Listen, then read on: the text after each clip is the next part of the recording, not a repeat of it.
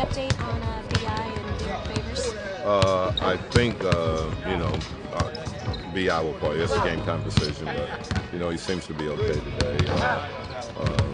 Derek, I still say we have to wait to game time and see, but there is a possibility. So I guess questionable would be where his status would be right now.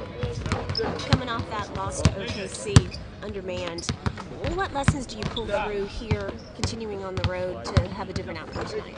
Well, I know we were, we lost Bi and stuff, but we still had enough. I think what we've got to do, we just got to do a better job of executing down the stretch. We didn't do a very good job with that. It's a one possession game, and then we had a couple of poor possessions. You can't afford to do that on the road, and obviously you can't afford to do that when you're a team just trying to win a game. You got to execute down the stretch. That's the big thing, I think. Kyrie presents a unique challenge as always. What is the plan for Center? Well, you just got to try to limit his easy baskets. He's gonna, he's a little bit like Steph Curry in that those guys are really good at making tough shots. So you got to live with the tough shots. You got to try to. You got to try to keep him out of the paint as much as possible, and that's easier said than done. But you just got to take away all the easy stuff and try to force him into tough shots and live with the tough shots. Really. JJ Redick trying to mentor this team a little bit. You still think he's got to still get going a little more? Well, it's up to us to kind of get him going too. We've got to do a better job of screening for him and getting him open. We got to do a better job of playing with better pace. Our pace is not where it should be, so therefore we're struggling with the easy baskets that we're accustomed to having.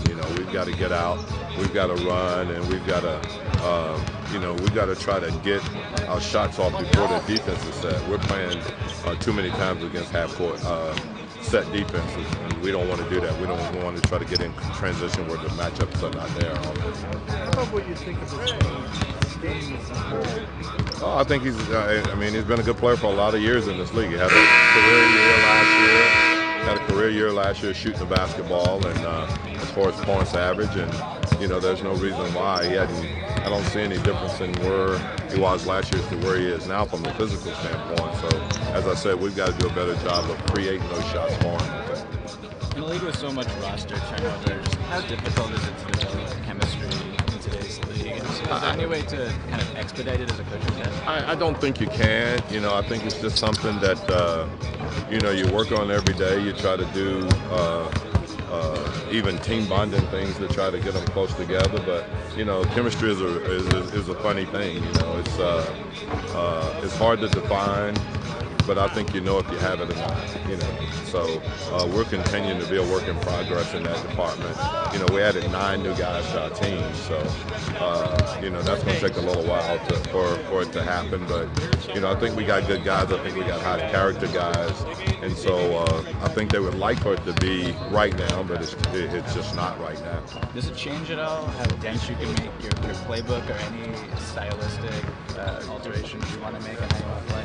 I think we try to play very simplistic, really. What we do is not very complicated. That's why I don't think it takes long to adjust to what we're trying to do, but it's very difficult to do. When you say you want to be a running team, is that you want to be a running team 50% of the time or 60%? No, we want to be a running team all the time, and that's got to be our mentality, and we hadn't reached that mentality yet. It's a very difficult thing to do.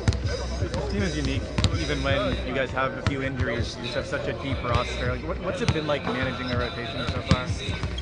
It's been a little difficult, because you can't play 8 perimeter guys, and we've got a lot of really good perimeter guys.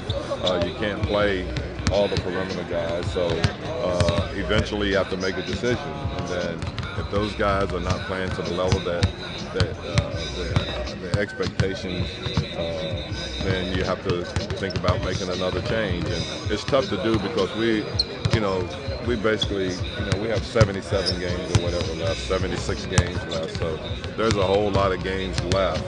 And you don't want to jump the gun too quickly, but you also know that, you have to have production. We're in an industry where, producing means a lot. And so if that doesn't happen, then obviously you have to change the rotation.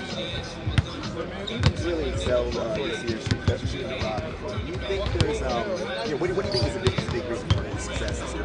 I'm sorry, who? Ingram really Oh, yeah. excelled shooting the rock. No, I just think he plays with a freedom that he probably hadn't had, and he's done a good job of being a facilitator also. I think he's in the process of still learning what we want from him, totally. But he's been very good at trying to do exactly what we ask him to do. But he shot the ball extremely well, but of course I think he's really worked on it. Do you feel like kind of